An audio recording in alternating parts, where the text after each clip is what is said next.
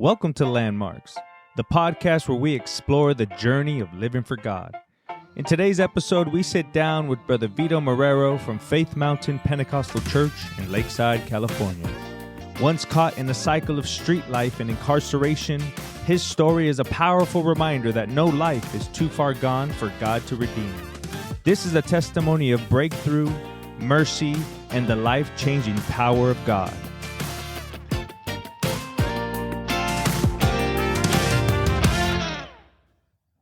Well, praise the Lord, everyone, and welcome back to another episode here on the Landmarks podcast. So thankful that you decided to tune in today, and we hope that today's episode is encouraging, uplifting, and above all, we want to glorify God in every episode. And today we have another very special guest and very good friend of mine. We have Brother Vito Morero from our local church, Faith Mountain Pentecostal Church in Lakeside, California. And Brother Vito, thank you for coming on to the podcast. Thanks for having me, Mike. Yes, sir. Before we jump in, I usually like to say something about the guest, just to kind of tell the listeners, from my perspective, who they are and how they've been a friend or a help to me in my time living for God. And Brother Vito has been someone that I've connected with in a very in a deep way, somewhat of a family beyond, living for God. There's just lots of similarities, lots of differences in our upbringing, but just we've connected in a way that is, above the norm. And I really appreciate Brother Vito. He's always been someone who encourages me, and if I have an idea or something, I've always called just a few people, and Brother Vito is one of them, and he gives great feedback, tells me yes or no, and I appreciate Brother Vito and his consistency and his friendship. So thank you, Brother Vito, for being a great friend and brother in the Lord. Well, praise God, Mike. I appreciate that. Yes, sir. I really appreciate that. Okay, so today, Brother Vito, the common trend theme of Landmarks has naturally been the guests come on to the podcast here, and they just tell their story from as far back as they want to go back and include or exclude as many details as they want to. Ultimately, the goal is to just tell your story and really emphasize the moments where God stepped in and made a way in your life, or where God saved you in certain situations, maybe before you were living for God. So there's different stories, different testimonies that of the people who have come onto the podcast. So today, we just want you to kind of continue the common theme and tell us of your story, your journey. Go back as far as you want to go back. And the one thing I also say is through this telling of your story, the goal is to encourage the listeners, talk about the goodness of God, landmark moments, and ultimately, how did you end up where you're at today? All right. Well, Mike, I never thought I would be sitting where I'm at right now. That's for sure. I never thought there'd be a time I'd live for God. The journey's been long, and I never did so well at telling these stories. That's all right. I got some questions here too. If we get stuck or something. Yeah, no, this is definitely something I should be more in the habit of doing. And so, like I said, I never thought I'd ever really truly be living for God. I never thought I'd have a relationship with God. In fact, I never thought about God one way or the other. I think the closest I ever seen as a kid was everybody had the picture of the Last Supper in their nana's kitchen or something, Yep. And that's about it. And so I couldn't be in a better place right now as far as having a relationship with God.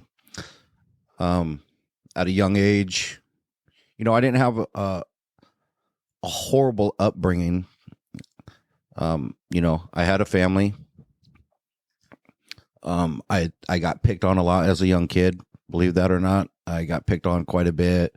I was an overweight little kid, and went through a lot of different trials like that in school. However, so with that being said, I never quite fit in anywhere. I was never one of the cool kids. I was never one of the athletic kids. I was more like a little rocker kid, kind of. Sometimes seeing old photos of Brother Mayo reminds me of some of the stuff I'd listened to at that time. Yeah, yeah. And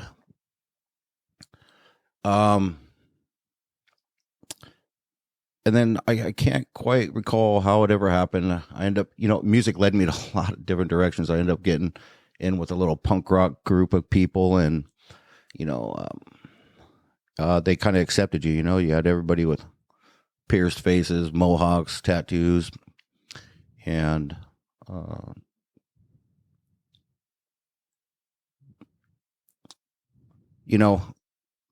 I don't mean to kind of bounce on you right here, but I'm just trying to think of like really where things started with me was just I had the lack of fatherhood in the home.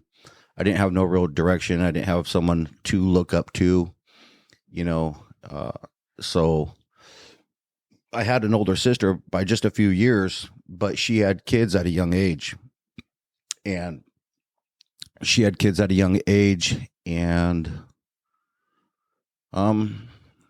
some things I don't quite remember as well, but somehow I got pawned it off to her from my mom. I think she was 14 when she had her first kid. And, her boyfriends were thugs. And for some reason I looked up to that because that was all I saw was a male role model. Mm-hmm. And so I ended up taking on that identity, I think, later in life, because that's all I saw what a man was. And and so I learned a life of drugs. I really learned a life of drugs. I think of my little bit of bouncing around is just because I'm just maybe things I may want to say or not want to say. Take your time, no rush, and just do your thing. So here I was, just a young kid, had no direction. Just really wanted to feel that acceptance. Wanted to feel, I think everybody just naturally wants to feel love. And I kind of felt like that dog that you see some people who train their dogs, and you see some who just let the dog roam in the backyard and they kind of raise themselves. Yeah. And all that dog wants is a little bit of love. Mm-hmm. And I'm not trying to contrast myself with that, but that's just what comes to mind. Mm-hmm. And so I kind of went for it wherever it would come, wherever I'd feel it. I've had a lot of abandonment issues. I had a lot of, Mother's Days would come around, Father's Days would come around. Everybody has that. You don't. And I think that played on the psyche a little. Yeah. And so, there was always the hoodlum kids that would accept anybody. Like, come on, if you want to roll with us and do the nothing we're doing, you're welcome to do so. Yeah. And so I got into a group that smoked a lot of pot and did things like that. And that's really kind of how it all started, and they accepted me, and I felt like I was part of something, you felt the camaraderie of it. And then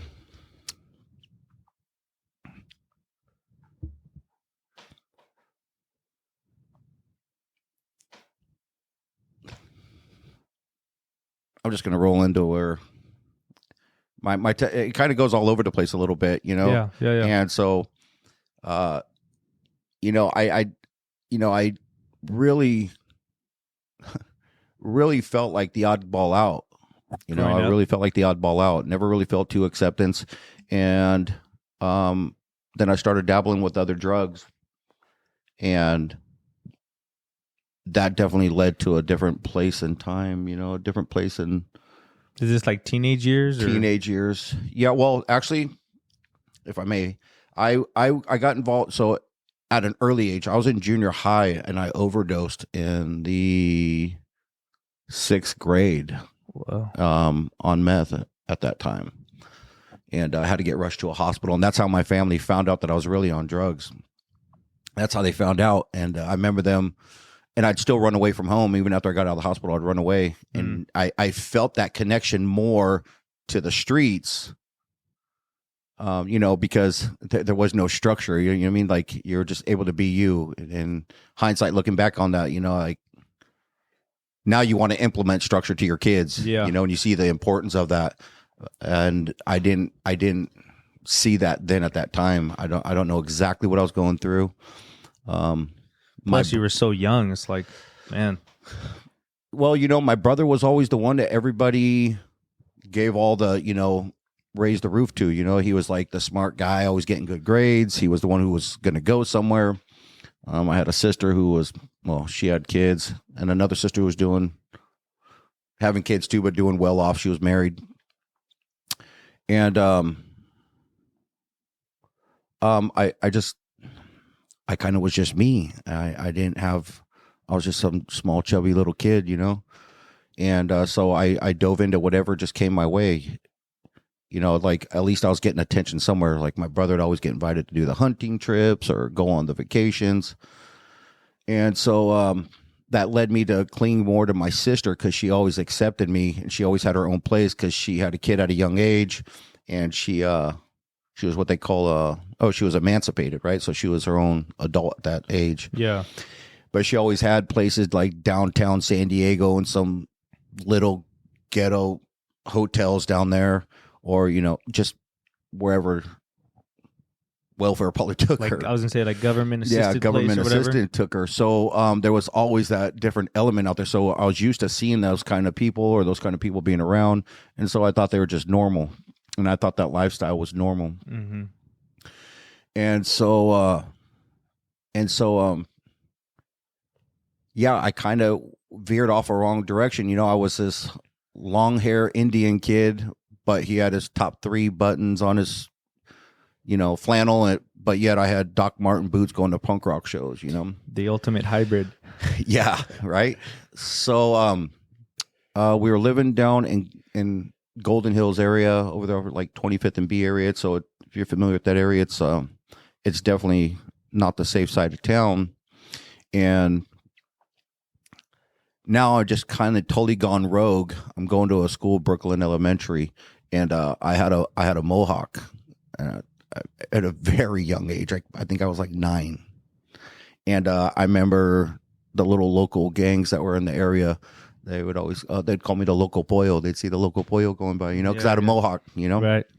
And every day, I kid you not, it seemed like every day. I could be off, but it seemed like every day I'd have to fight these guys, and I was that one kid where all your buddies are trying to pull your arm, going like, no, if you don't go the other way, we'll go the long way. And I was like, man, I live across the street from those guys. I ain't going the long way. Yeah. And I would just tighten my backpack straps and let's get it, Go for it, yeah. And so I learned that, I don't want to say it's a good thing to learn like that, but like I was in an odd way learning that respect of like holding your own, or like there you standing go. for what? Yes, standing up for yourself, and Right, yeah, exactly, and it never panned out for me though. I they would really hand it to me, and so what happened was what happened was school started noticing. Plus, I was going to these little underground punk rock shows where they have mosh pits and all this stuff, and and I'd come out of that place pretty beat up, anyways. So I never really cared too much for them guys handing it to me, And actually, I remember one day when it all finally came to a stop right before a CPS thing kind of got involved, because I'm going to school all beat up all the time. Mm-hmm. One of the older guys on the porch says, "Hey, just leave that dude alone. He's never gonna stop," And since that day, I was like, next, I'm like talking to the guys. Now we're kind of cool after they beat me up for months, Yeah. But I don't know. Maybe that could have been a God moment right then and there, because I easily could have slid into that lifestyle of being a little gangbanger, and who knows what direction would have happened right then. Mm-hmm. And actually CPS came and got involved, and I got taken away. You know, they've seen that my parents weren't there. They've seen that my young sister, who really wasn't my guardian, you know, that could have been a total God moment. Who knows what direction could have happened at that point in life if I continued staying there. You know, and sometimes I often wonder, like, I wonder what it'd be like if God found me then, but then maybe I wouldn't be who I am now. Mm-hmm. I don't know. There's that double sided of that sword. For sure. So I did get taken away. I got put in different group homes, which was really rough. They'd put me somewhere and I'd run away and I'd end up further. They sent me even further. I think I went to Texas. I went to Oklahoma, and I'd find my way back. And, you know, but when I found my way back, it wasn't even really to come to a home. It's just, I guess San Diego just kind of became the home. You know, I really migrated towards the beach. And that was another culture change for me. It's where I started growing up the rest of my days. And that opened up some other doors of people. I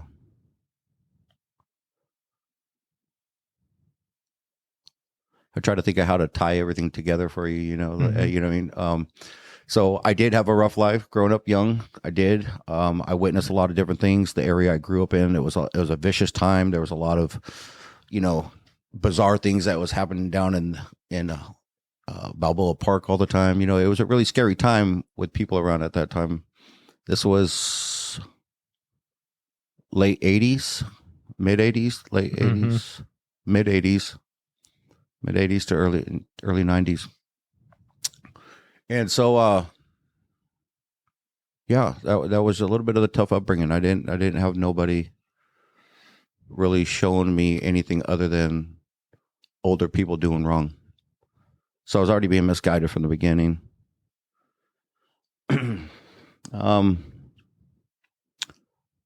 Going such a long journey it took to get right here. So that's at an early age. Going through these different kinds of things. I get into my teens. Things get a little bit worse. Now I'm doing, got in trouble for a strong arm robbery. You know, it's like things could only stay at this level for so long before it's like doing drugs and this. It's like you got to do something more, and something more wasn't. You would think it's get your life together, but it was like, what could I do crazier to like feed that adrenaline or just one up the next guy? Yeah. And you know, that landed me getting incarcerated. How old were you then? I got tried as an adult at, I was 16, but when I turned 17, I went to Chino State Prison. Excuse me. I got tried as an adult for a strong arm robbery. Oh, it was something along those lines. Mm-hmm. And I remember thinking I was one hard dude and the youngest guy in my group of friends that, like, I'm going to prison, you know, juvenile hall's nothing. And then I remember pulling up to the front gates of Chino State Prison, pulling in on the bus, all the way up to the front door. I thought I was hard, but as soon as those gates pulled open, I was like, Mama, some in you. Yeah, I was like, oh no, I don't like this. Yeah, you know, and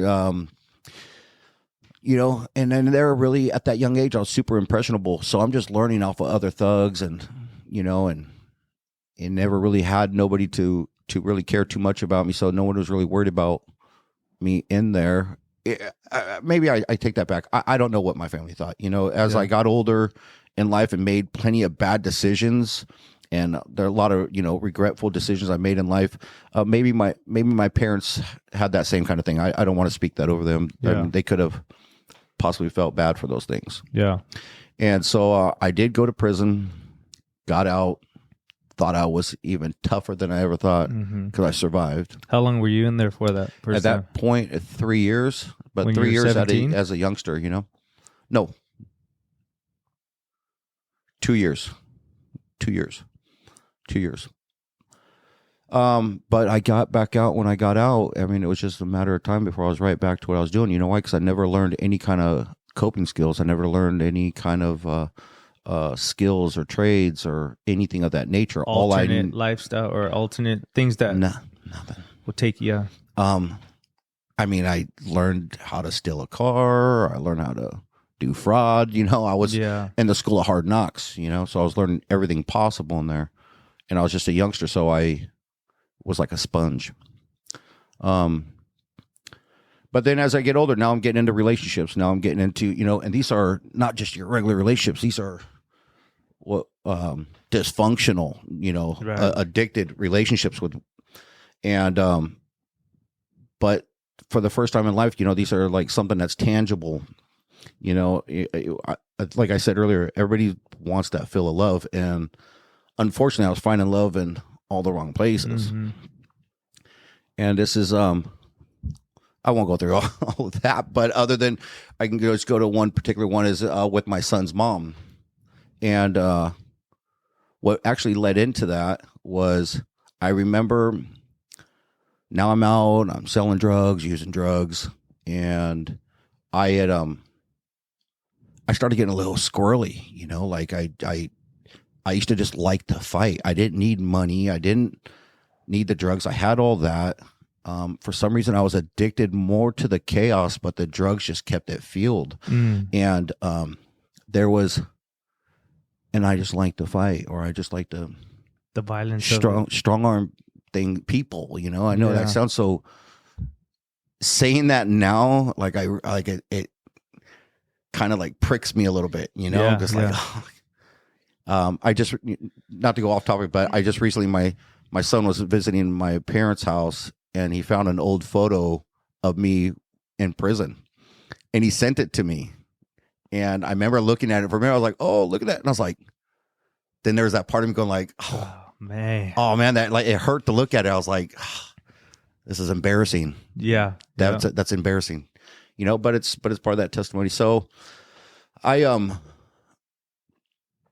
back to what I was saying was, I was getting a little bit out of hand, and the people that were supplying things cut me off because they'd call it, you know, you're making the block hot. You know, you're out here getting a little reckless, getting a little too reckless with things. And so they checked me and cut me off.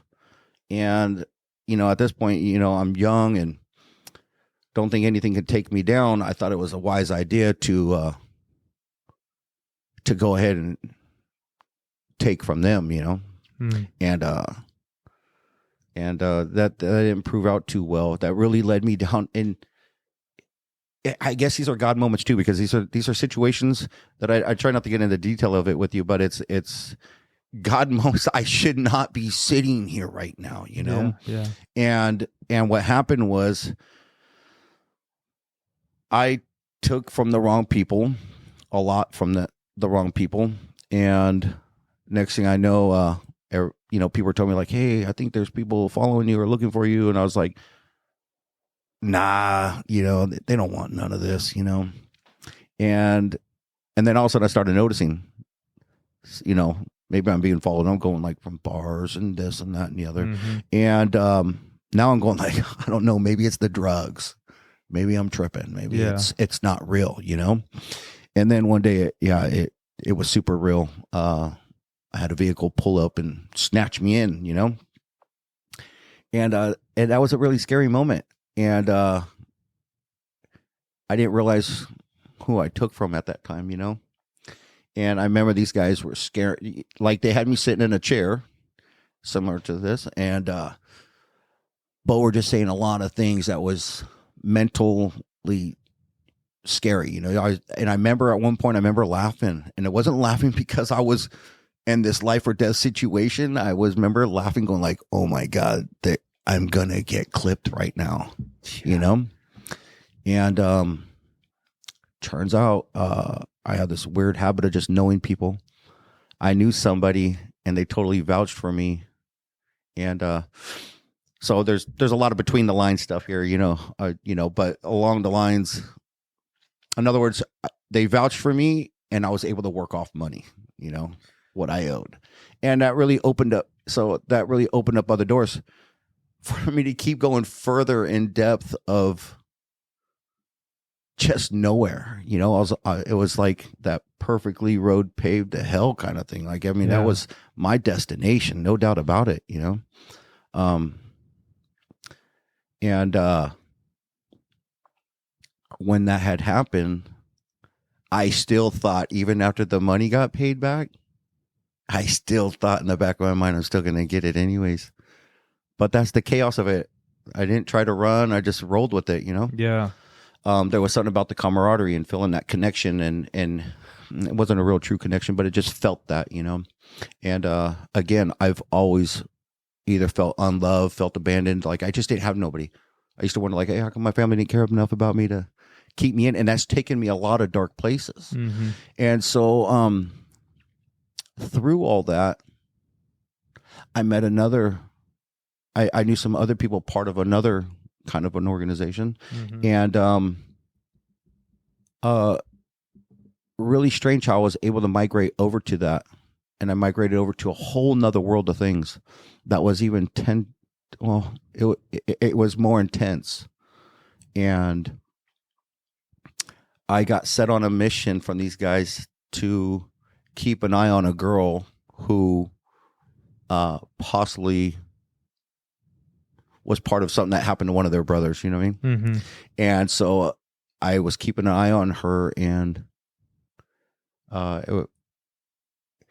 something was starting to occur at this bar. Somebody had an issue with her, and for some reason I decided to stand in and step up for this girl. Next thing I know, that's my son's mother, you know? And she was quite a firecracker, but she had her own. She actually belonged to this organization in a sense, and man, that was a chaotic time. I mean, I thought my life was going to be taken there. We got sent to Las Vegas to stay in some little like trailer home that was falling apart, and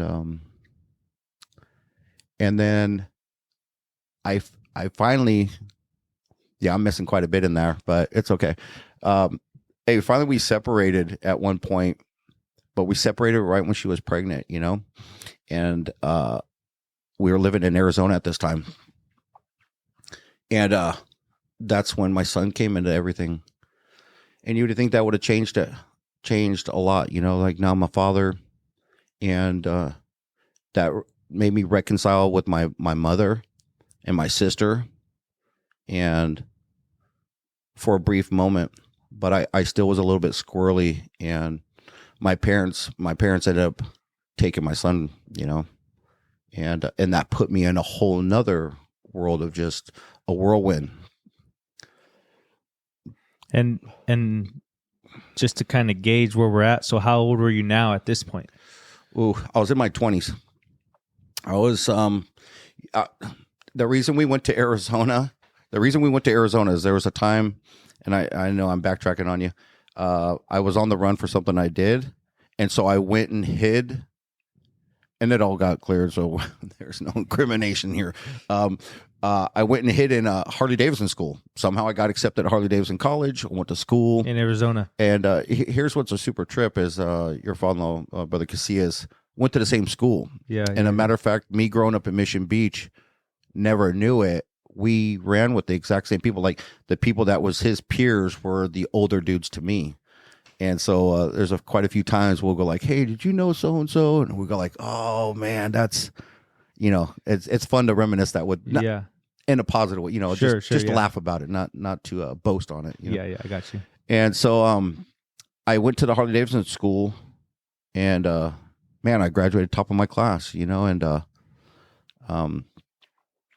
come back to San Diego with that. For me, working in a Harley shop didn't work. There was a lot of drugs and there were a lot of different things. I'm not saying all shops are like that, but the ones I got into were.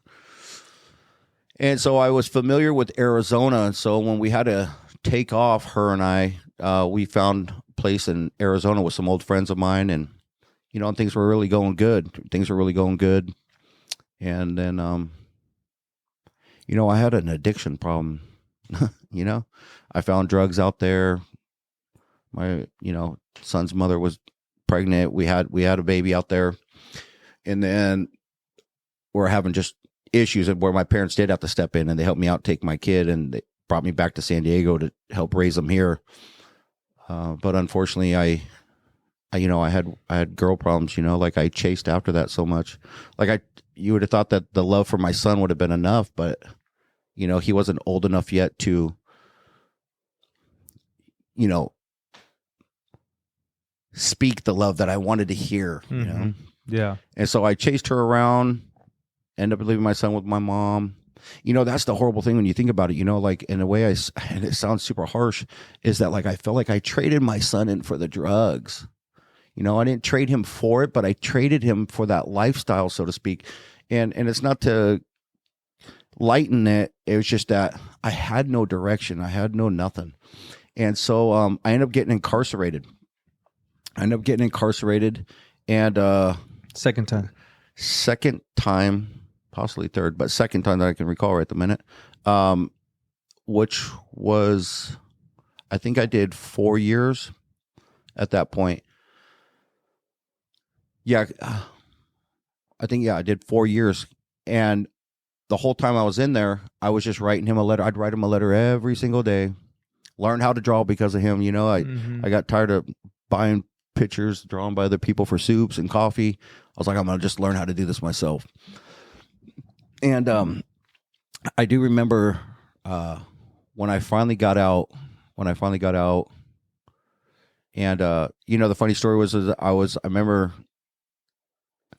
man, I got sent to a very far prison up in Northern California. I'll circle back to that. When I got out, this is now my son's old enough to show a little something. And I remember going to my sister's house because that's where everybody was waiting for me to come. And, oh, he's home, Like a little coming home thing. Yeah. And when I got there, my son wasn't there. He was out on a walk with my nieces and nephews. And I used to always tell my niece when I write her the letters for him, like, hey, let him know daddy loves him, Yeah.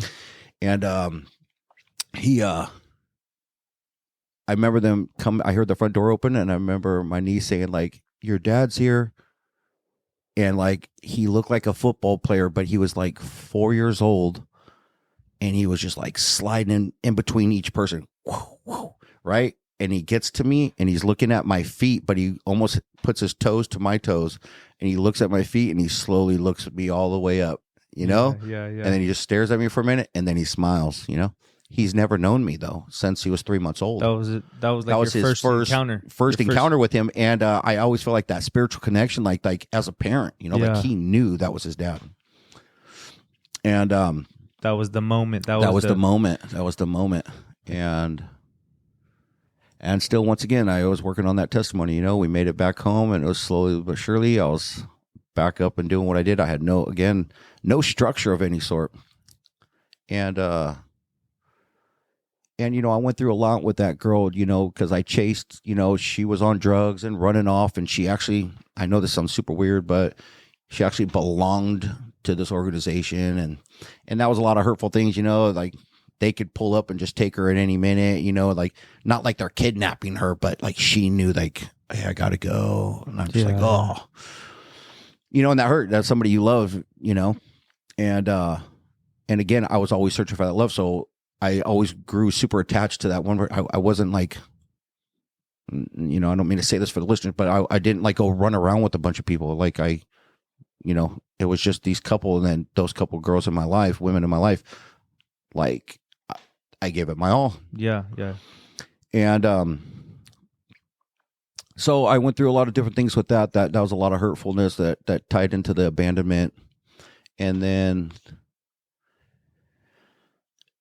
here comes a whole new part of life, and I'm getting involved with other people. Like I said, you're getting, now you're being incarcerated. You're meeting different people. You're meeting people that are really, what they say out here, with the function. They're really involved in that criminal lifestyle. Mm-hmm. And I always meshed with them. Always, somehow I was like a chameleon. Everybody just liked me, and I just fit in, and people wanted to pull me along.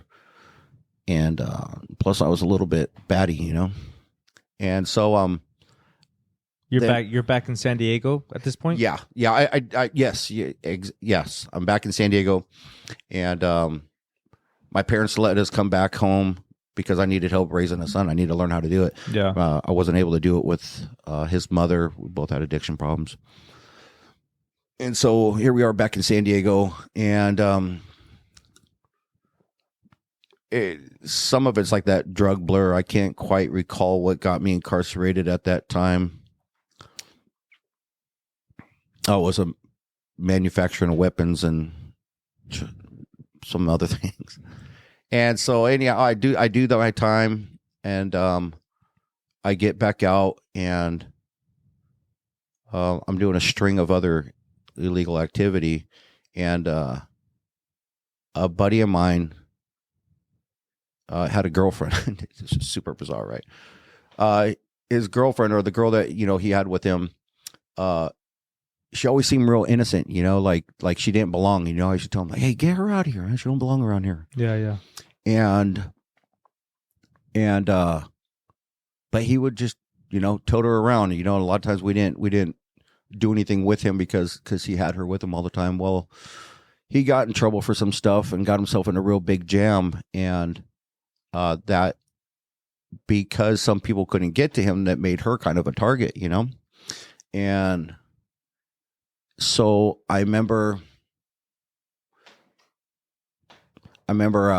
helping her out in a situation one time, which actually got me in a little bit of trouble with people. Actually, they were so-called friends, right? We're like a pack of wild dogs that were just doing illegal activity, and so she was a target to them, and I got her out of that situation. And in the midst of getting her out of that situation, we just became friends. We became friends, and then again, I went back for another term in prison. And when I got out, she was at a program, and we were just talking. And turns out, she grew up around God. And this wouldn't be my first encounter, but this would be the most I ever had it put on me. I had a sister who's went to school, and she was a soul winner. She would come and meet me at prison, and she would meet whoever's sitting next to us in a meeting or in a visitation. And next thing you know, she's bringing their mom or their wife up, and she was just winning wherever she went. She would soul win. Yeah. And she the reason I brought her up was wow, there's a lot going on in that mind, I had wow, that's bizarre. You forget what you were going to say. Oh yeah. But this friend of yours, after you got out, you were kind of connected with her at a program, and it was somewhat of she presented God, or somehow yes. God, she brought God to you for that's what I was going to say. One of the major. My sister would pray for me like no one's business. There was times I got stabbed, shot at, and my sister, I'd be sitting there cleaning myself up or something like that. My sister would come over with oil and start anointing my forehead, and I'd be like, hey, get out of here. I'm going to break out now, man. What are you doing? Yeah. I'm like, what is that? Right. And she'd be praying for me, and, she came from, she was involved in a UPC church way back, and I had no idea, and I knew nothing of it, And so that was all I really knew of my sister. I just knew she would always be praying for me, and she'd come at a drop of the dime for me.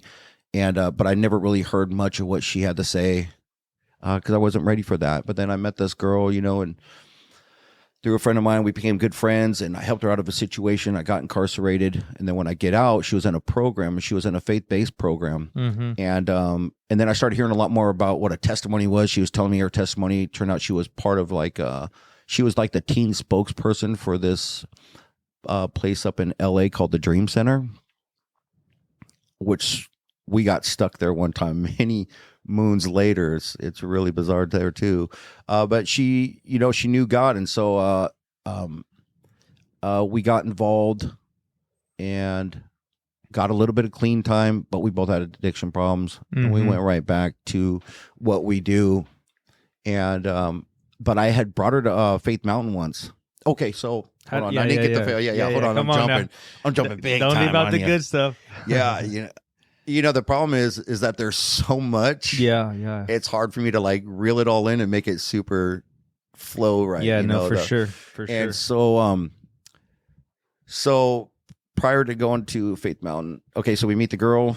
I'm back and forth on drugs, not on drugs. Well, I end up getting this house, and I'm totally skipping past a bunch of stuff, but it's okay.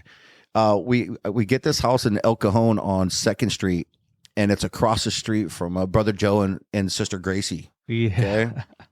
Well, it was my uncle's house, and he was like, "Look, I got this house. I'm going to probably sell it soon, or I'm going to rent it. So if you want to stay in it and fix it up a little bit, I'll let you stay in there, you know?" Mm-hmm.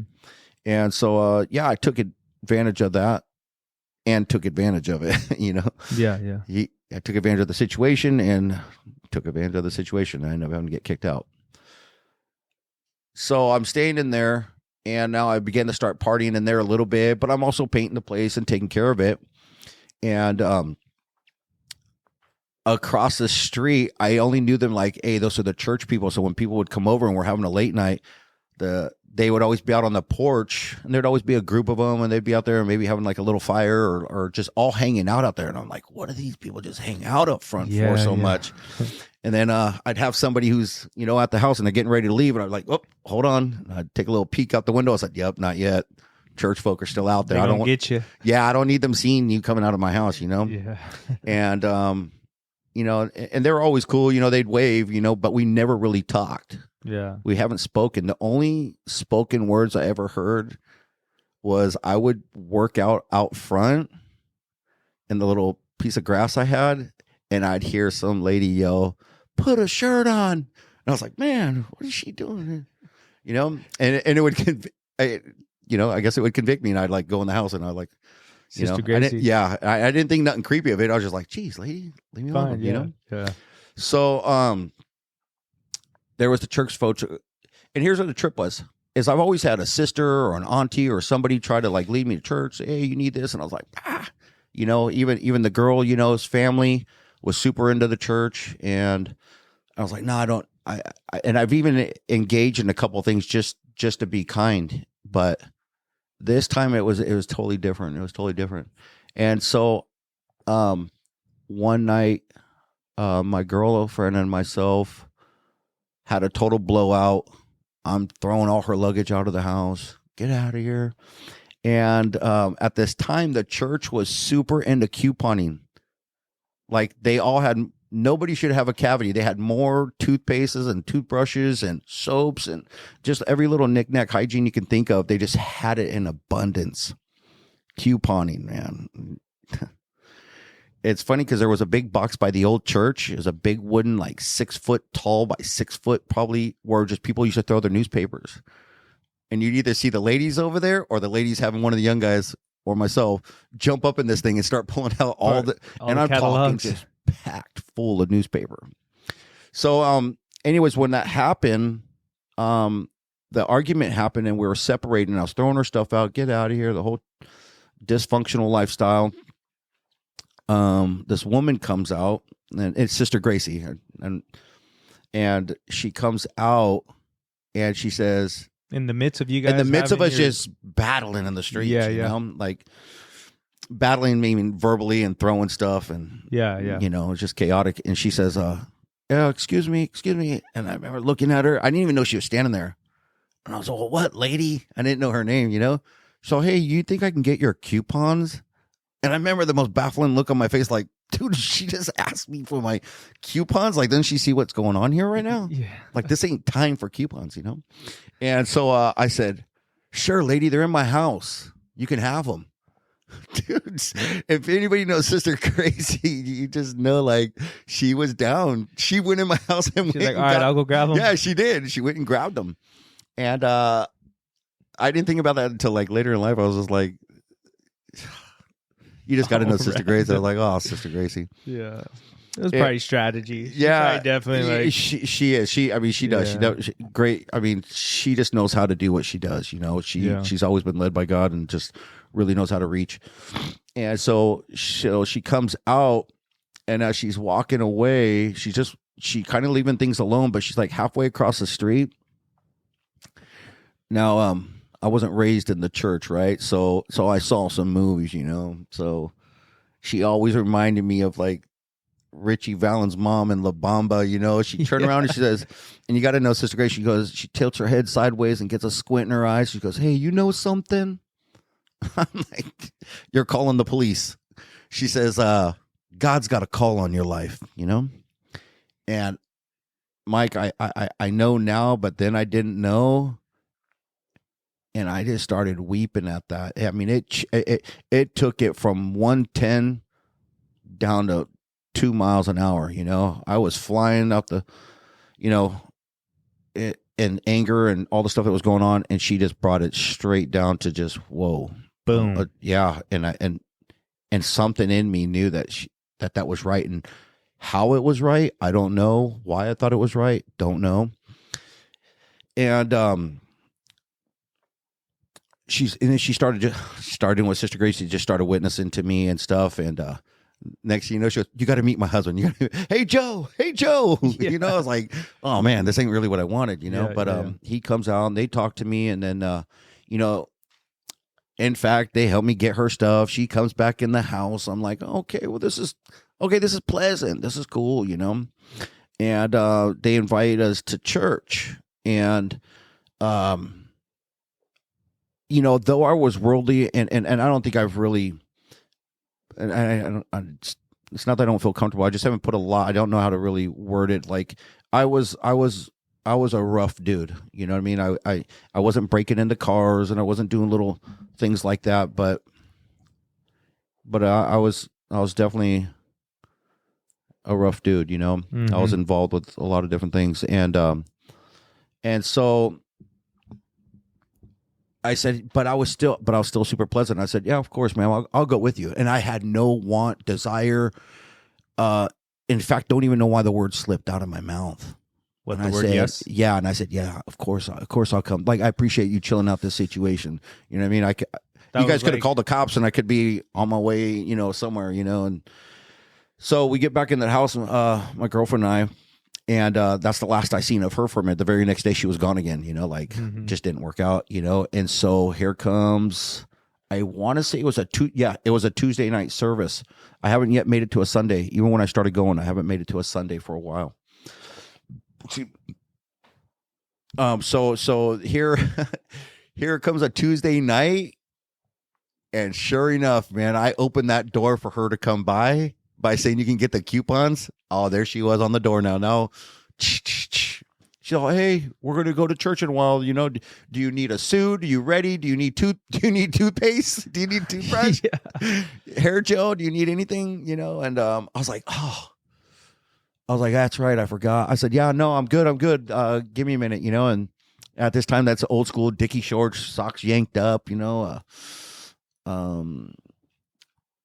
What do you call it? Not a slingshot, a tank top, I guess we call it. Sure. Okay, so a tank top kind of thing, a bent bill cap, you know, and yeah, like I can go to a wedding like this. This is perfectly appropriate. You know? Yeah. This is me.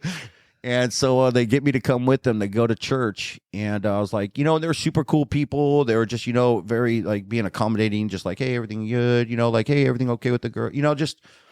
They're very pleasant, and in my life, no one really inquires like that unless you're up to something, you know. So it was a different change to just be around that normality, you know. Yeah.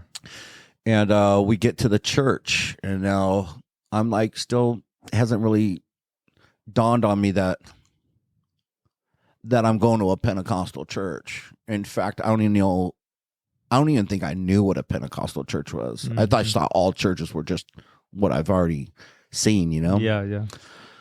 You know, I've been to a couple of just guitar playing churches, a couple of just all they had was some tambourines, and a couple of just a cappella, you know. It's like, and now, mind you, these were just visits. I didn't really attend anything. So I go in there, and then it just hit me like a ton of bricks.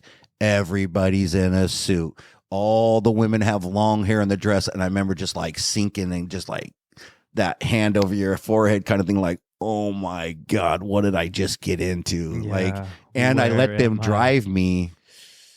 There is no leaving, and it's on the far side of town, you know?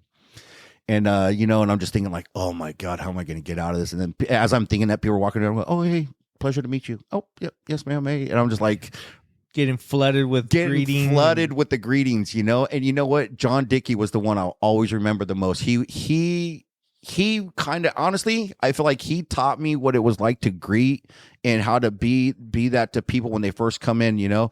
Maybe if it wasn't for that, I would have been even more standoffish. But and though it was over flooding and kind of overbearing, it kind of like felt good at the same time. You know, it's, you know, your flesh was warring against that Holy Ghost that was in the house, you know? Yeah. And I just wanted out of there.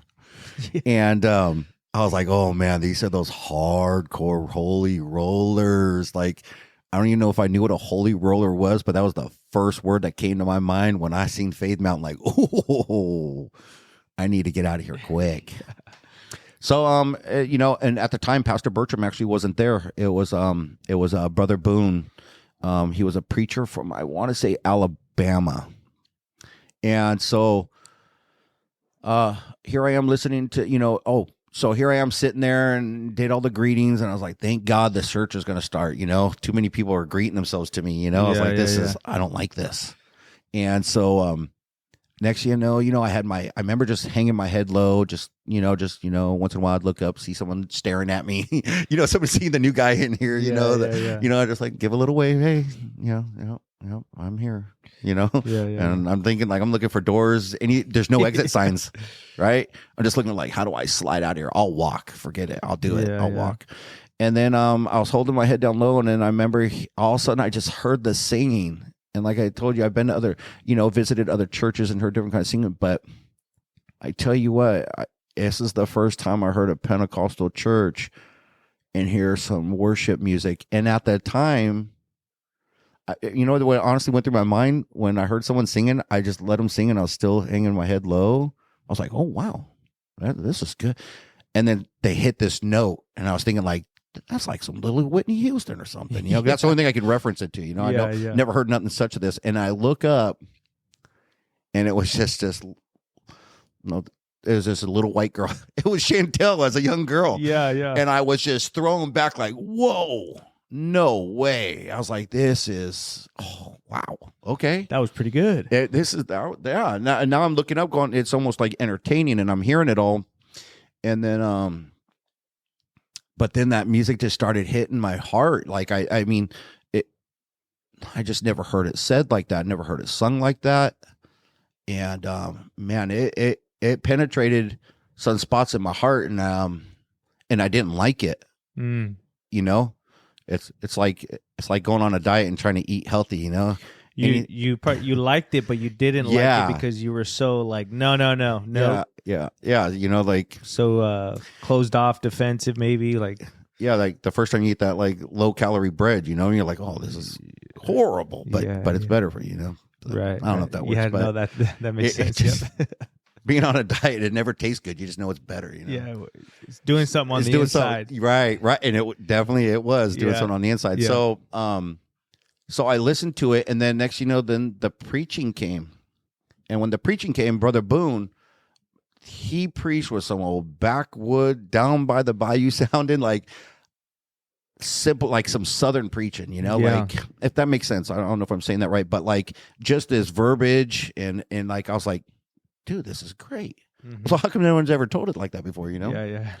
And I stayed through it, and you know, and then we went to go pray, and here comes the old thug, kind of like prisoner, I'm all too hard for the yard kind of thing, you know, and we go for the altar call, and Brother Joe's like, hey, come on up here. And I'm like, I don't know what's going on. Honestly, I thought like this is where the rattlesnakes come out and we put our hands in a bag of snakes, you know. Yeah. That's all I've ever heard of Pentecostal, you know, at this time, you know. Yeah. And I was really sketched out, you know. Yeah. And so we get up there, and then all of a sudden I feel people start laying hands on me.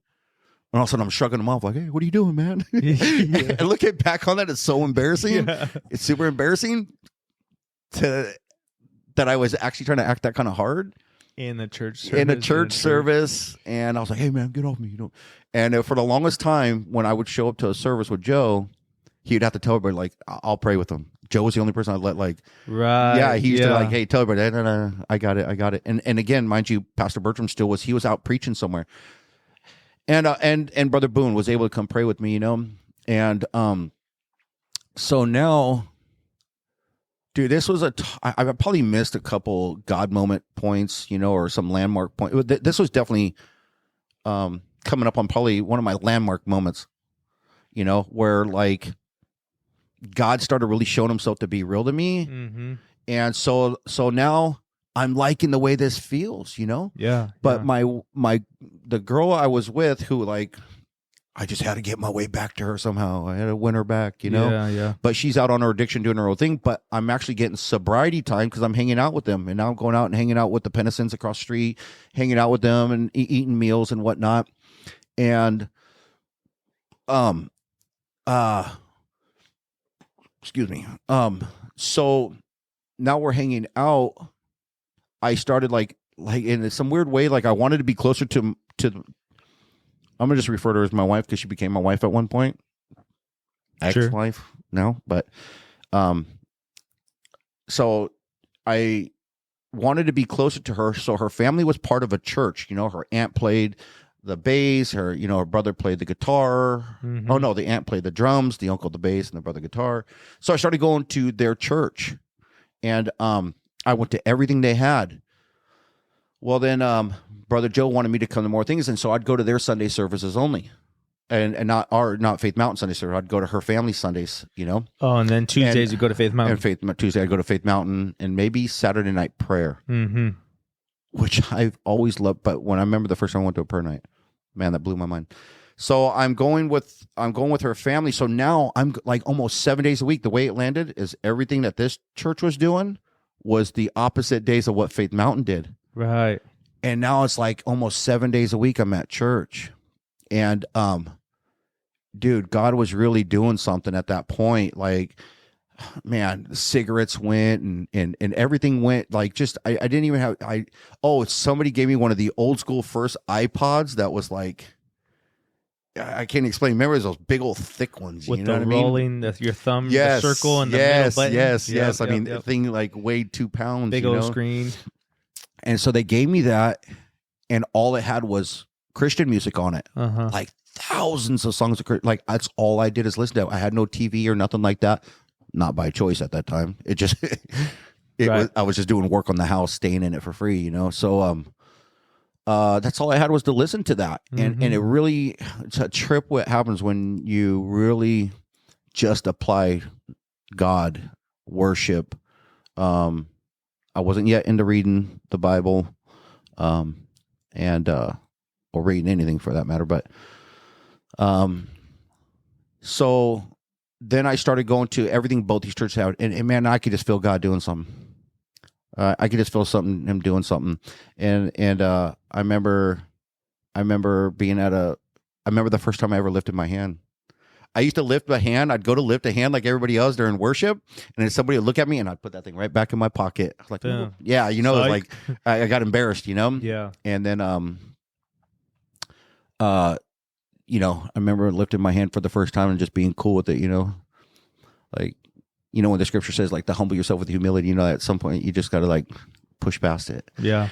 And so at this time, so now I'm going to everything. I'm building a relationship with the Pennisons and with Faith Mountain. I'm doing stuff with Faith Mountain, little things that they'd have going on. Brother Joe and so here's two people that really played a big part in my walk was Brother Joe and Brother Hoffer. I was with them every single morning, 6 a.m. at the church praying every day. And I want to make sure I don't lose my train of thought because that really played a big part, me going to that with them every day. I never knew about that. I never experienced that. I've never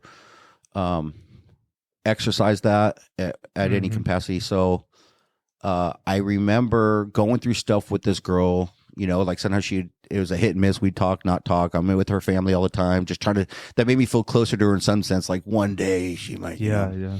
And I remember these are here's a couple right at the beginning, like God really started showing me he was legit. And it even, it really actually scared me.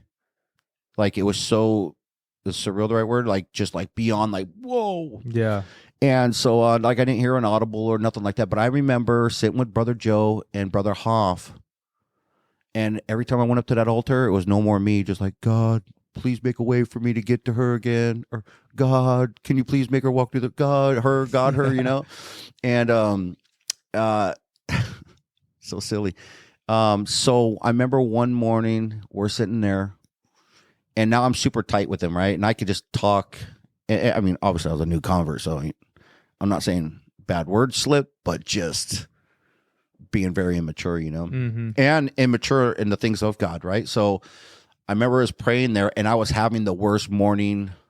I heard a bunch of horrible stuff about her, and didn't sit well, and that just told, and you know, and that's like, you know, anytime you come, you know, like when new converts come or you just get baptized, you know, it seems like the weight of the world just really hits you hard, right, you know? right. And it's like that's what was happening, like anything that could keep me from going there was happening, you know, was trying to. And I remember I was and I'm not going to mention the address of the verse because I don't remember it, but I remember questioning God out loud while Brother Joe and Brother Hoffer sitting behind me. And I was like, oh yeah, if you're real, well then what about this? And I wish to this day I knew exactly what it's saying. And I'd grab the book and go like through the pages, and boom, it landed on exactly. And now Brother Hoffman and Joe are sitting behind me, and they're going like, they're tripping out on it too with me, you know, like they're just like, and I was like, all right, that's a coincidence. How about the second time? God, if this, like, almost like if it's one of those balls, you shake it and you see what the thing, you know, again, and it landed on something, you know, and it landed on exactly what I so wish I could, but anyhow, it did land on that. And then so I thought, let's do it for a third time. Third time's a charm. The third time I did it, or like right where my thumb landed, it was in the book of Job, and he's all like, gird up thy loins and be a man, you know, because I was saying something, and that's the verse I got, and that verse really helped me out get through. Like that really checked me. Like the next time I was at service, and I remember I went up there to go and weep about the girl again. You know what I mean? I really felt checked in the spirit of like you've already brought that to me. You know, like it was like, gird up your loins and go pray your bro through. Go pray with him. And I've never prayed with someone before, but I felt led to go do so. And so that really started the beginnings of me going to an altar faithfully, you know? Yeah. And so there was that moment on that. So to back just a hair, when I'm going to the church with Brother Joe and Sister Gracie all the time. Now I got permission. Oh, now I met Pastor Bertram. Finally, he comes back. I meet Pastor Bertram, and things seem cool. And Brother Joe and Sister Gracie, man, the church has really, really taken big leaps of faith for me. You know, just saying something that just brings back a lot of things to memory. And I really love my pastor and First Lady and just Faith Mountain in general, God and His people. But Brother Joe asked Pastor, like, hey, what do you think? We want to ask him to move in with us. Mm-hmm. And that's a bold thing that they did. They really, I look back on that and I was just like, wow. And next thing you know, I went from that house across the street, and the girl's gone. In fact, I think she got incarcerated. So I didn't have to now worry if she's ever going to reach her. I didn't have to worry about where she was at, or she was ever coming back. I knew right where she was at. And so next thing I know, I went from having this like 4-bedroom house across the street to sleeping on the floor between all their boys, and that, you know, really down there with the dirty socks, all that. We're all young boys, you know, they're all young boys, you know, and but man, I wouldn't trade that experience for anything. They took me in and they loved me, and you know, I'll be forever thankful for them taking me in like that. You know, this wasn't a family member who introduced me to church. Like I felt like God literally found me out in my mess on His own. This isn't, hey, your aunt's trying to bring you, or your sister, or no one. Right. Like He found me. This isn't your wife's family. He found me, and I'll thank God that I came to that. So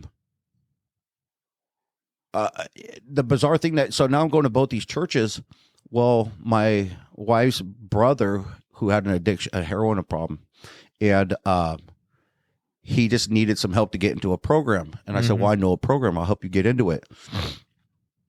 And so none of his family wanted to help him out, you know, and he was a good guy. He wasn't like a criminal one. He was one who used and went to work. Right. You know, he was functional on it, but had a serious problem. Yeah. And so he came and started staying with me until the program opened up. And I said, well, if you're going to stay here, you're going to do everything I do. And I go to church like every day. Yeah. And he's like, well, I don't believe in God. I was all, neither did I. Yeah. I don't know. So he started going, and I remember cracking up because now I'm starting to learn, you know, the get down, so to speak, with the church. Someone new came in. The men would just come to the men. You know, the women come in, women would go get them. And I knew he didn't believe in God, and all the men were coming to him, and I could see him looking over at me, slowly turning his head like, oh, you know. The same way you the did same when way. you went. Yeah. And I thought it was so funny. Yeah. And so next thing I know, one day we're at service, and sure enough, here he is. He's up there praying. And I was like, whoa. Another God moment. I was like, I never would have thought that. Not Randy. So Randy finally gets into a program. He's going to the program. And I'm still kind of going to both churches. No, I'm still definitely going to both churches. And I remember it being a conflict because the way her family's church was and the way that Faith Mountain was totally different. Mm-hmm. And I had two different feels when I went. Yeah.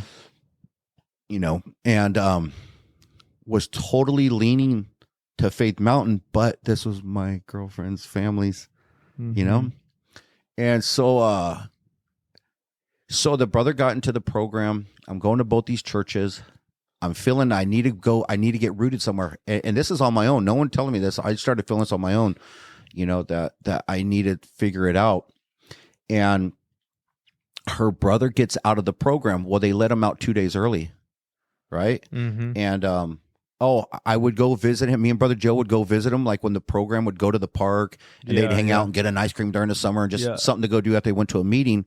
And then he came up to me and Brother Joe going like, hey, I've been reading my Bible. And I remember going like, dude, this God stuff really works. I was like, this is crazy. Yeah. You know? And then he got out of the program 2 days early. And then the day he would originally got out, they'd found him overdosed. He had passed away. Oh, and no. I think her family was just looking for someone to blame, and they didn't want to blame themselves for they really, when he was in that program, he also had like a PTSD kind of thing, you know, because he was in the service. And I had to walk from 2nd Street to Skyline over by Spring Valley to a program he was at just to bring him his medication that was at the, you know, a pharmacy at like 3 a.m. I had to go find his like military prescribed stuff to him, you know. His family wasn't doing that. And I'm not, you know, I don't know what went up. I didn't mean to make it sound like they weren't doing nothing. I mean, I'm sure they did all they could. But I was just invested in him as a person. And so when he passed away, they all turned on me. I've been nothing but in church 7 days a week. I'm loving God, no TV. I got my music. And then, man, that really hurt. It hurt that he passed away. And then it hurt that, you know, her family turned on me like that when like I was really turning to them for strength aside of just God. But unfortunately, I still wasn't as mature to know that I shouldn't have been looking for the strength through them and their presence. Right. And so this is the most surrealist moment I ever had with God right here. I go to their church for service. Randy just passed away.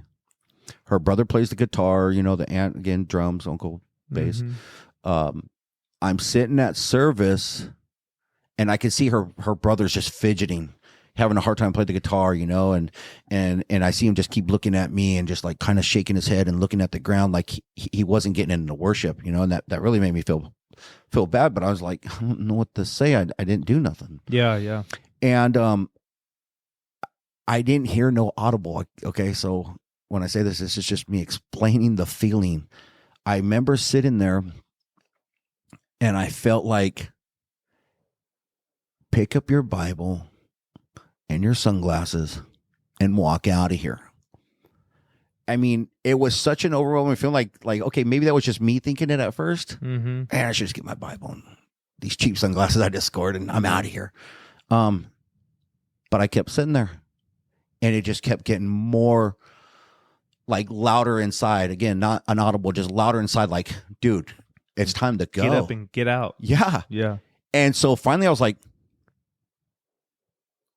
I don't know if like, now I'm thinking like, okay, this is so weird. Like I'm feeling that over compellingness to just go. I get up to leave. I was like, okay, I'm going to do it. I get up to leave, and one of their elders from the church walks up to me, and he grabs me by both my shoulders, and he says, "Hey, you're being called, huh?" I said, "Oh my God." Yeah. I said, "What?" I said, "I'm out of here." I was like, "Okay, this is weird." Like I can't explain that feeling of just like, he said that right when I was feeling like, okay, this is really weird. I'm being told to leave. And then he grabs me by my shoulders and he goes, "You're being called, huh?" And I was like, okay, I'm gone. So, once I split from there, I just get in an argument a little bit like with God. It's me and God. And, I'm saying, "Hey God, okay, well, you're tripping me out." And then I was like, "So what do we do now?" Yeah. And I felt like first thing, like it almost like the air is on, like the thing you have right here, right? We're on the air. Like I just saw this neon sign. I just felt Faith Mountain. So I was like, "No, I'm not going all the way out to the Lakeside. I'm all the way over here in La Mesa. I have no money to get out there, but $2. Oh, you meant like he was telling you in that moment. Yeah, I was Go feeling now. like, yeah, as soon as I was like, well, what do we do now that we're not at church? And I felt Faith Mountain. I said, Faith Mountain. I ain't going to Faith Mountain right now. I thought I didn't even know what time services started over there. I just knew the late one. Mm-hmm. So I was like, well, if they're anything like this one, by the time I get all the way out there, it'll be over. You know what I mean? I was like, I'm not doing it. And I felt the nudge. No, you're going. No, I'm not. Yeah, you are. Again, not inaudible. It was just people probably thought this guy's on something. So I get on the trolley, and I'm just like, the whole time I'm like, okay, God, here we go. Yeah. You want to go to Lakeside? We'll go to Lakeside. How am I going to get home? Yeah. So I take a trolley, take a bus. I get there, and I don't know why I didn't recognize all the cars that were there, because the way the parking lot was shaped, there's all kinds of different things that go on in this parking lot. And I remember walking into the church. I know this is the weirdest feeling, but I walked in, and it was right when service started, and everybody stood up. And for me, I felt like it was a standing ovation, like, you're home. He has arrived. Yes, and that's the way I felt about it. And I never, and that was my home from there on. Oh, that's awesome. And so that's just the way I got into Faith Mountain. They took me in. I was super thankful for that. They were nothing but pleasant to me. And I really grew in the things of God there, I'm sure we're probably a little bit tight for time. I know I ramble a little, but I am... No, this is good. Super, super thankful for the church. I'm thankful for a shepherd, my pastor, who's long suffering. If I can kind of push this just to wrap it for you a little bit more. I mean, maybe there'll be another time. I got plenty to say. Just my first time on a podcast, so yeah, we got a little nervous, and I was a little nervous and rambled all over the place. But Mike, I would say the greatest mistakes I've ever made since I've walked through the doors of Faith Mountain was probably not taking heed to my pastor's counsel. He's always been a voice in my life. I love him truly. I love his whole family, but I never had a dad. He really, I'm not saying, he's like that spiritual father to you, to all of us. You know what I mean? Sure. I thought I knew what a man was, and I honestly didn't until I met him. Just his values and and just his obedience to God and just that unconditional love. Mm-hmm. Yeah. So, he played a really huge part. If anybody's played the most part, it's been Pastor Bertram. He's really, and some of those things that I should have took counsel on, is led me in some goofy places. But I'm thankful that God still sees me through. I'm thankful that I'm still right here, and I couldn't see myself being anywhere else. I couldn't see me being underneath another pastor, and I tried to take a job somewhere one time, and he was like, "Oh yeah, no, that's an easy no." I remember thinking, like, what is he talking? That's not cool. you know? Yeah. And now looking back on that, like I understand, you know, and, you know, we're part of the flock there, you know? Yeah. Yeah, that's good. So how many, like, I know this is kind of backtracking, but what's like the total years you did in prison? I got like roughly almost 15. On and off? Yeah, on and off. You know, just to make that quick, you know, I was in the church and you know, there was, so I said I should have took heed to his counsel before, right? Yeah, yeah. And that led me into a brick wall when I didn't take heed to that. And you know, and anybody who is listening is not, you know, the pastor doesn't always tell us, he's not going to tell us what we want to hear. He's going to tell us what we need to hear, you know? Mm-hmm. And but that's still part of the testimony, right? You know, so I ended up going back to prison. I backslid and went to prison. And I slid away from the church for a while at this time, actually. And I remember I haven't thought about the church, heard from the church, no nothing. Yeah. And I'm incarcerated. I had detectives trying to come and question me while incarcerated, while I'm in trouble for something different. And so they're called pro visits. Well, I had another pro visit come, and I was like, man, I'm going to tell this detective what time it is to get out of here and go talk to my attorney at the time, you know? And I come up there to go see him, and I'm geared up. I'm ready to let him know. Yeah. And all of a sudden I'm looking up the stairwell. Man, it always almost makes me want to choke up. You know, I remember walking up the stairwell. I had 2 guards with me, and I look up, and Pastor Bertram just had knee surgery. And I look up to the top, and there's a window that the visitor can look down the stairwell that you're coming in, you know? Yeah. And I looked up, and it was Pastor Bertram, you know? And like, he was like waving 2 hands side to side, you know, like waving with both hands, you know, like shaking them, you know? And then like grabbed his knees, like, oh, you know, ooh, I just had knee surgery. Movement. Yeah. And I remember the guards literally having to almost pick me up and carry me a couple steps. Like, my knees buckled. I haven't thought about God. I fell so far away from God. And hadn't heard from the church. Nothing. Talked to nobody. Nope. And here was my shepherd, you know, being that like that mirror image of God, you know, like leaving the 99 for that one sheep. Like he found, I don't to this day know how he found me in there, but he came for me, you know? And that was like in that dark place, that was that one little light of hope. Yeah. Absolutely. And I go up there and he's like, put your hand on the window. And I can't stop weeping, like, you know, and I told him like, hey, when I'm going away for a while, you know, and just keep me in prayer. And you know, aside of that too, you know, Brother Boone, when he came, I remember I was fighting a third strike at that time, and he came to bat for me and prayed with me and wrote a letter to the judge. Oh man, the church has been so good to me. So Pastor Bertram and then so I had this relationship with him through my incarceration, and through that incarceration I did time completely different from where it's usually chaotic. You're involved in stuff you don't want to be, or you do want to be. And this time I'd never been offered fire camp before. Usually I'm a higher risk, higher level. My points were down low. I mean, this was all God stuff right here. Mm-hmm. And so I'm in Chino State Prison. I get offered that. I'm in constant contact with pastor, constant contact with my son and my parents. Like, I'm just mending things, even though it's horrible that it has to happen that way, you know, but God will God will corner you how he has to corner you. And so I went to Chino State Prison, and the day I finally get exited out, like I just went through processing to leave to fire camp, I went from Southern California to as far north as you can go to a prison. I didn't know I was going that far. It was a 3-day bus ride in shackles. Wow. It was horrible. You know, they feed you with so much peanut butter. Yes, it's horrible. So here I am. The moment we pulled out the gate and they're shutting the gate behind the bus, a 1,200-man riot kicks off in Chino State Prison. The prison goes on fire. It was in our cell block. Wow. The prison goes on. It was on fire. They had to get the National Guard in there.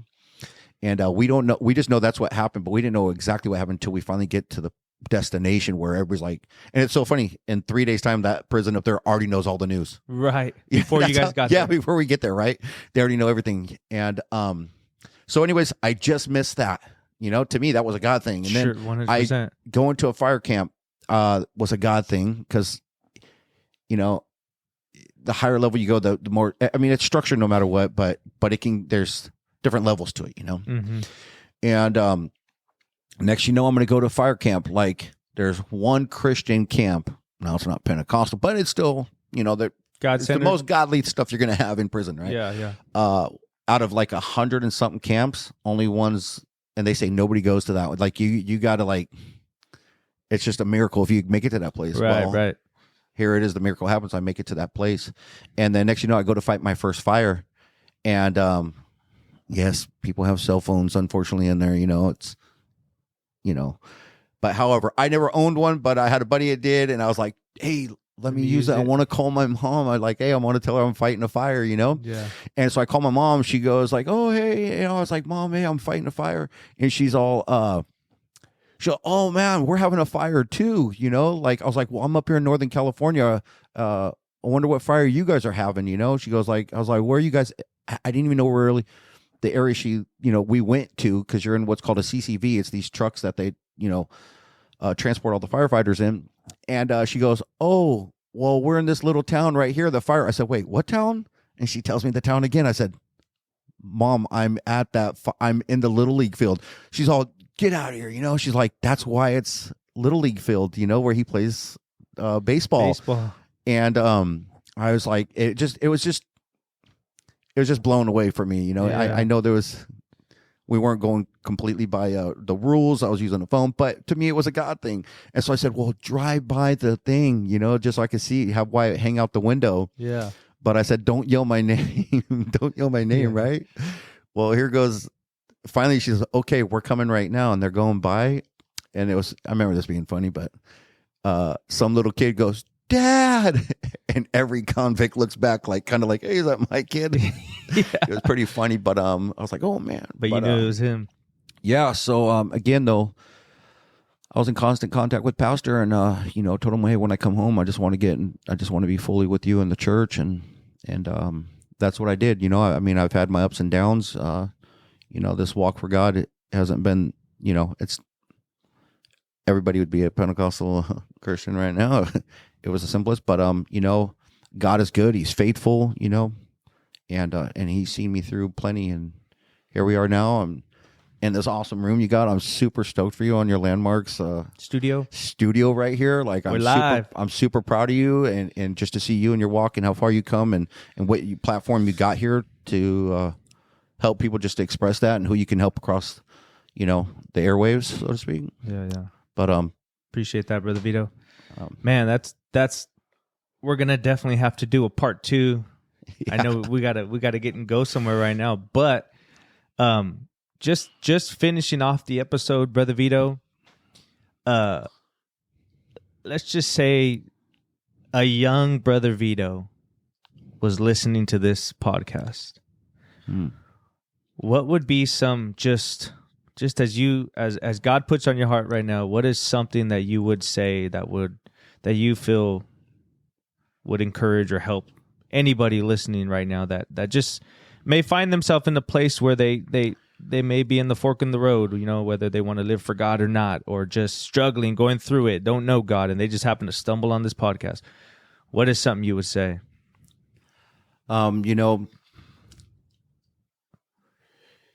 Yeah, that's a super good question. Nothing was ever found unventured, and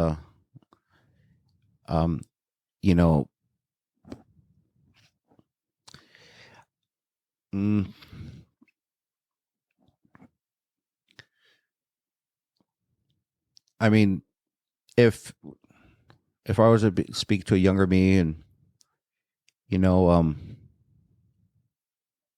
don't know. That's like, when you really, I mean, I could shoot from the hip and try to say something, but I feel that's a really good question that you stunned me with a little bit, and I could just encourage somebody to just, to just cling to hope. I mean, you've already tasted, when you're, I mean, it's hard to see that when you're in the trial of it all, And I could only hope and just pray that someone would just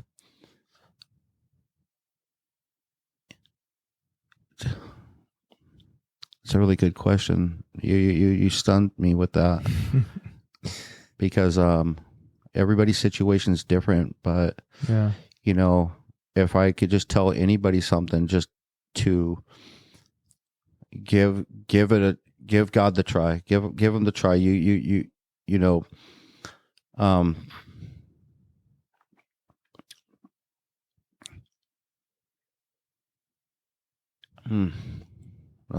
that's I really got you on that one, huh? you did, because you know why? I'm so used to like talking with people about stuff, and I'm one who like picks your brain a little bit to see where you're at, so I could like try to speak to that. And well, maybe like, you know, it doesn't have to be a young Brother Vito, just, you know, some sort of encouragement to someone, and based on your experience and living for God, and you know what I mean. But if somebody was listening to this and they knew nothing of God, you know, you really got nothing to lose by it. You know, that the world is always out there saying, come back in, the water's fine, you know. And you know, but the freedom that you find when you come to the church, that you know, like, I know it's not easy to come in. I know like the experience I had, I was just like, oh, these holy rollers and this, that, and the other. But these are the most greatest people I've ever met. I mean, I come from an old school drug world, convict living life. I've been around, you know, every walk of life there is like that. And I tell you what, these are true men right here. These are true men that'll help you to be a better you. Encouraging. I never had true encouragement like that. I've never had, you know what it was? I never felt love from a man before, you know, like somebody just encouraging and guiding you and being patient with you. And God's got something far greater than I ever thought I could have. Mm-hmm. And yeah, you sell me on that. You got me there. The question? You got me on that one. Well, that's good. That's good. You answered it, and I think that's, you know, it's kind of like when you know, we hear it a lot. You know, taste and see. You got to taste it for yourself. You know, you got to. I know it's hard, like, because even with me, you know, you hear about it, you see the church and hear about church and God, but it's not until you get into the church and taste and see for yourself that God is truly faithful and good. No, that's true. I don't remember if it was a C.S. Lewis quote that I read a while back that he said that if everything in the Bible, let's just say everything in the Bible wasn't true, right? It was all made up and it's just a farce. He says then it's of no big importance. Right. You know what I mean? But if everything in that Bible, and I'm probably hacking a little bit, everything in that Bible is real and it is legit and all the teachings are real, then it's of the utmost importance. And it's like, I guess that's in a way saying it's better. I don't want to say better safe than sorry, like you're using it like that, but if it is real, and it is, then it's of the utmost importance that you get yourself into a church and that you get yourself submitted under a pastor, and you do the unthinkable. You know, you do the unthinkable. You know, the world's always out there ready to accept you back in, but dude, life is far greater like this, and I mean, he's taken me further than I can imagine, you know. Speaking of going to prison, I just recently started going into the prison to bring a little bit of hope with a prison fellowship. And, you know, just give that little bit of hope, you know, on the way out the door for these guys. Yeah. But, yeah, I think I've wrapped myself up there. Yeah, no, that's good. Well, this is a good place to stop and wrap it up, and we're definitely going to have to do a part 2. Thank you, Brother Vito, for coming on and sharing your story and, you know, things God has done for you. And thank you, everyone, for tuning in today. We really appreciate all the support and all the following. God bless you. Thank you again, and we'll see you on the next one.